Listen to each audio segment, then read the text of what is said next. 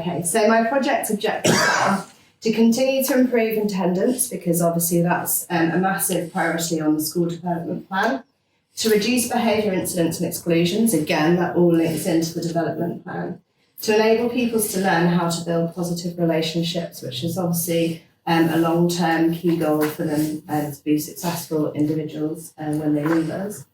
And to teach pupils how to resolve conflict, because they won't have had those positive experiences or role models possibly at home. So it's our job in school, each and every one of us who interacts with the pupils, to ensure that they have positive solutions to issues as they arise.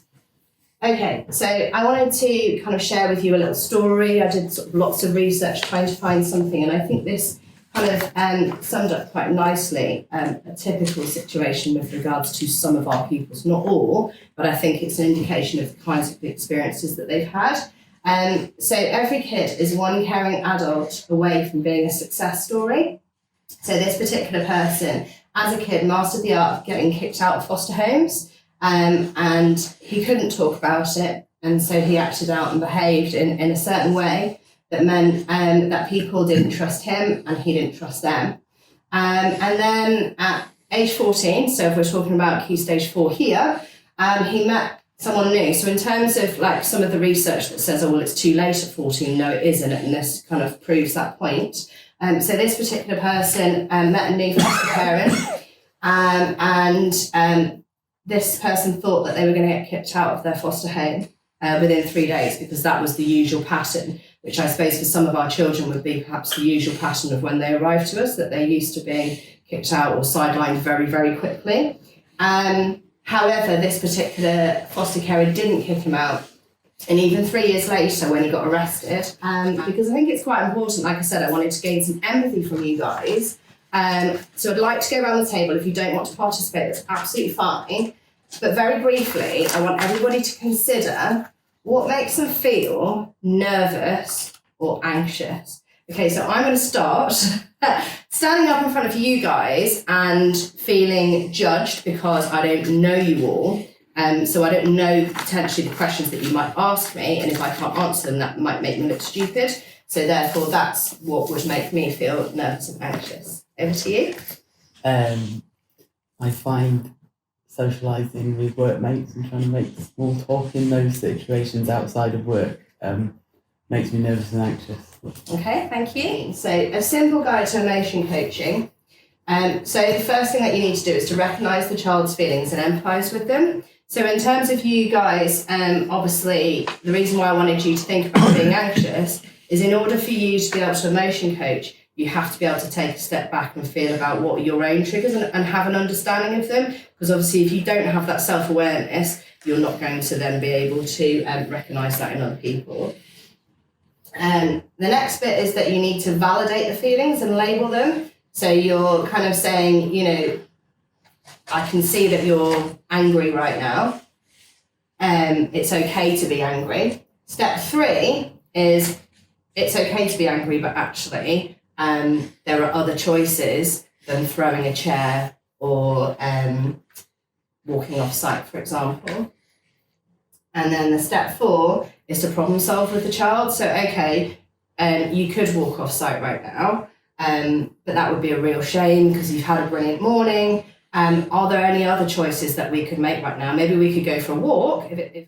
Okay, so I'm not going to make you guys do this, but I just wanted you to consider this, and this is part of the staff training that we did. So fight, flight or freeze response, what were the physiological effects? So some of the things when we talked about this were obviously sweating, heart racing, not being able to speak, feeling withdrawn, scared, all of those things. And then can you think of a time when a child reacted with these kinds of responses and the freeze was seen as defiance? And the answer, you know, when we did this around the room, there was kind of a complete light bulb moment from the staff, because every member of staff, doesn't matter how experienced you are, kind of went, actually, yeah, I've had that today where, you know, a child walked out of class and there didn't seem to be an explanation. And we were saying, well, they were absolutely fine. And, you know, or they just kicked off, when actually, you know, there's so many more things that you have to ask yourself, what's really going on here? So all of these things. So when we come to do our mediation, before we just used to go, right, okay, such a body needs mediation, 9 o'clock tomorrow morning, you're free to do it, you're free to do it, brilliant, meeting room's free, off we go, sit them all in a room together, and we've got ourselves a mediation session, and we'll give them, each of them a chance to speak, and then at the end of it, they'll shake hands and the problem's solved. Now the point is, actually, if we consider this as a starting point, you know, we had it so wrong in terms of actually, we need to make sure that the right people are available. Is there a space that they feel safe? Is first thing in the morning actually a time when we know that that person's at their best? Because some people are brilliant in the morning, some people are brilliant in the afternoon. Do we know whether actually they're going to need to be fed when they come in? Do they need their medication? All of these different things in order for it to be successful. Okay, then the next bit. 1 minute to consider all the things that you need when you've been harmed. So people sort of came up with things like, you know, they wanted justice, they wanted it to be fair, they wanted somebody to listen to them, they wanted space and time, you know, they wanted to kind of make sense perhaps of what had happened. So again, you think about that model of, right, 9 o'clock in the morning, everybody get together. Well, actually, that doesn't work. If you're the kind of person that needs a week or 2 weeks to work through, make sense of what's happened with that other person said some terrible things to you, you have to be considerate of what's happened. Then the next bit is if you've harmed someone else, obviously it's really important. If you're up here and really angry and you've hurt someone else, quite often our pupils do, of course, experience things of, you know, self-doubt, disappointment, self-fulfilling prophecy, all of those feelings that they have within themselves. And again, we're expecting them to be calm and reasonable and go into a room and be like, oh, actually, I'm really, really sorry for what I did yesterday. Some people might do that, but most aren't going to, so our expectations were unrealistic. So, if you have a look at this, we did this as a staff training session, and what we recognised is that actually the perpetrator and the victim, their needs were the same.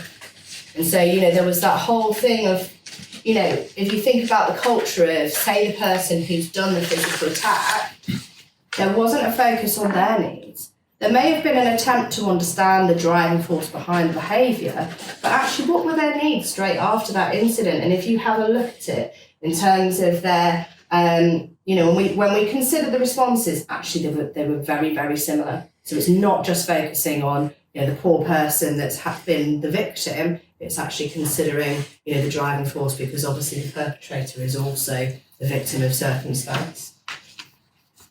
Okay, so once you've done all those things, you're at the point where you're ready to consider the steps of peaceful resolutions, and that leads us on to this process called reflection time. Now we had these reflection sheets, which were brilliant. So what would happen is there would be an incident, and again, what we'd say is, oh, such a body's done such and such today, right, okay, you're free on the timetable lesson 2, can you go and do a reflection sheet? So again, it's not going to work. You're not going to get those positive responses, because actually what you need to do is do it with the person that they know, that they trust, they feel safe, in the right space, all of those things. So you've all got a copy of this that you can look at later, but the principle is it's about considering what has happened, how the young person's feeling, and what they need to move on. And so actually that forms the basis of the mediation. It's no good if you make an assumption, this is what you need to move on. Actually, it's about giving them a voice and saying, these are the things that I need to do first before I can sit in a room with that person. One of the massive things that we were doing is these reflection sheets, brilliant, but what we weren't doing was following it up. And that's going to be sort of another part of my project, really, the next steps, those key steps. Okay, so solution time. Daily check-in with the emotion coach. You've got that identified adult sort of saying, hi, how are you today? How are things? What happened yesterday? Taking interest, picking up where you left off. Because obviously what pupils get fed up with is if you've got 10 adults all asking the same questions, but it's actually if you've got one adult who knows them really, really well, then they can actually check in and pick up where they left off. Continue with that emotion coaching. So we talked about those solutions yesterday. Where do you think you're up to today? Are they actually ready to begin to resolve the issue? And then this quote, once unmet needs in the community of harm has been identified, can we create bridges of empathy? And that takes me back to what I was saying before. If you guys were going to participate in this, you would have to empathise, you would have to buy into it in order to be able to do it successfully. Okay, so as I said before, we weren't following things through. So we've got these brilliant reflection sheets. The kids have poured their hearts out. Fantastic. They've been really open and honest, but what next?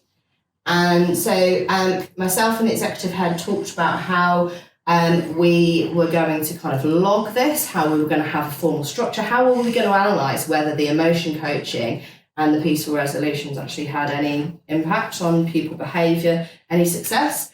And so we've been very fortunate to trial something called Conflict Hub, which actually structures the mediation. So even if staff aren't that confident and haven't been trained, there is a very clear script which is included in your packs in order for them to do that. So it is about the best people. So rather than saying, oh, well, they're the only people that can run this because they've had the training, they haven't, actually you've got a script which you could very easily coach a member of staff to go through, which would enable them to be able to do it.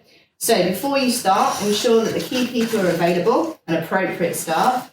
Ensure that they've had time to consider the contents of the script so they know and understand the format. So obviously you do some training with those staff. They've had training in everything else bar this. That's where I'm up to.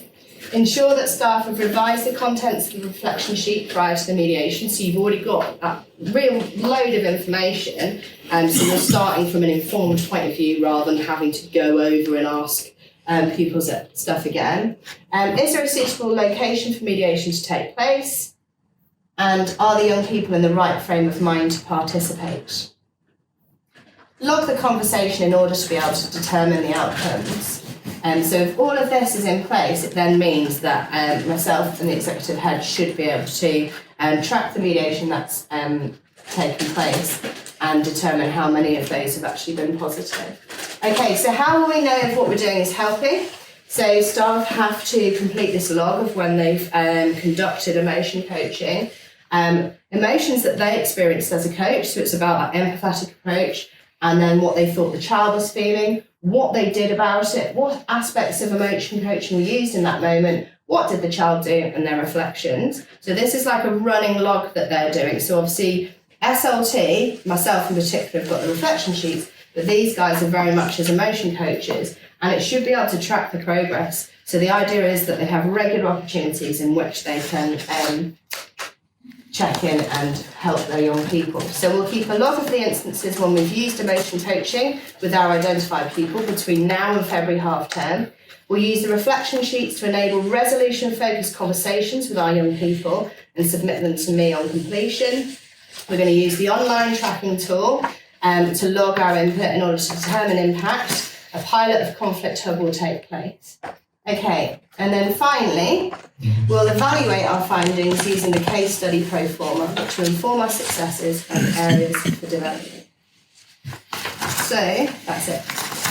Thank you. Any questions? Firstly, it's all really good, and I'm really happy to hear it, because a lot of this is the kind of stuff I'm trying to get my organisation to do. It takes time. Yeah, very much like the approach of what's happened to you rather than, because it's a massive thing, particularly when dealing with young people who do have complicated home lives. This is a consideration more than a question, really, but it's something that I'm trying to figure out as well, in that if you are going to form significant attachments with a young person who has insecure attachments elsewhere, it's worth considering what the kind of pass on is. Because obviously eventually they leave school, or you might have a member of staff that leaves, or they might be absent for a while. I think in response to that, what I would say is that all staff are encouraged to have positive relationships with the pupils. So it's not about saying that child is only going to have a relationship. What's great about this school, if you were to walk around, is you'd see that there are positive relationships, like with a breadth of young people. But I think it's about understanding that not every member of staff is going to get on with every pupil. So I think SLT, for example, we're emotion coaches for a significant number of the people. What the whole point of this project is to do a pilot to kind of show on an individual basis, because I think what I want staff to really see in depth is how much impact that they can make. So I fully understand what you're saying. We've seen that with one-to-ones in the past, but I think the positive thing about this is we're not saying that this young person is not going to spend all their time with their emotion coach. It's about saying, okay, when there's a crisis,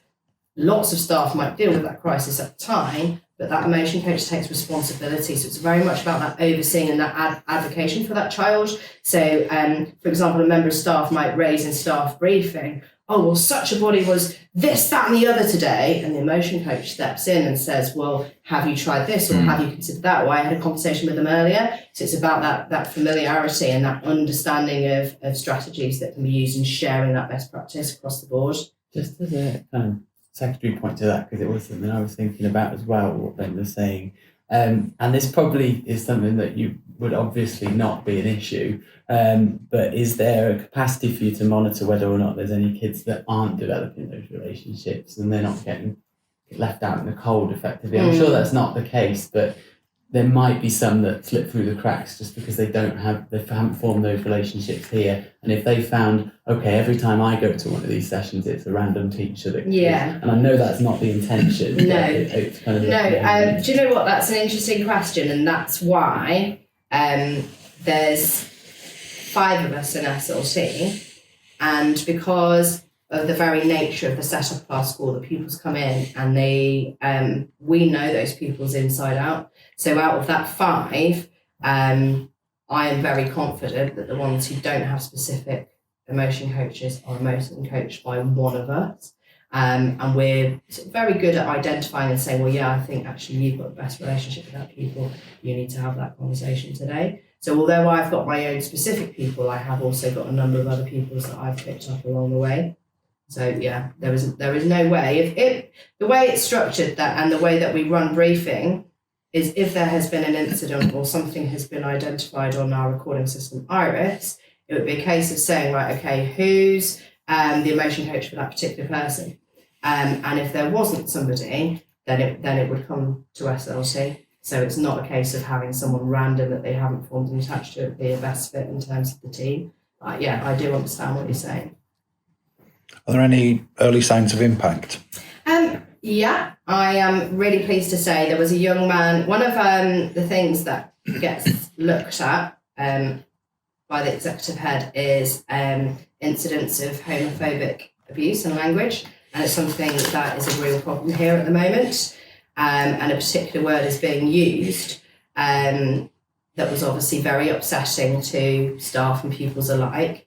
And it was trying to decide how on earth we were going to deal with it, because, we brought parents in, we'd kind of done social stories, we put them on one-to-one sort of, again, random, right, you're working in isolation kind of thing. We don't call it that, we call one-to-one, but just so you guys understand, working on their own. And then actually we started this emotion coaching, and this particular young person has had conversations with their trusted adult. And we are now at the point where his normal thing would be to say this particular word, and he stopped saying it. So for me, that's a real quick win. Obviously, we're looking for longer term impact, but I think to say that this young person, we literally didn't know what to do. And it is about time, and it is about building up resilience, isn't it? But hopefully, that will become a habit that's no longer part of that young person's vocabulary. And I think, as a short-term win, that's obviously a positive. And it's more than just a word, isn't it? That's them considering for a second, which is great progress. That's good to hear. And the only thing I was going to say was there's a lot of this research that it's the trauma and attachment stuff, and there's lots of different versions of it, and they've yet to kind of bring it all together.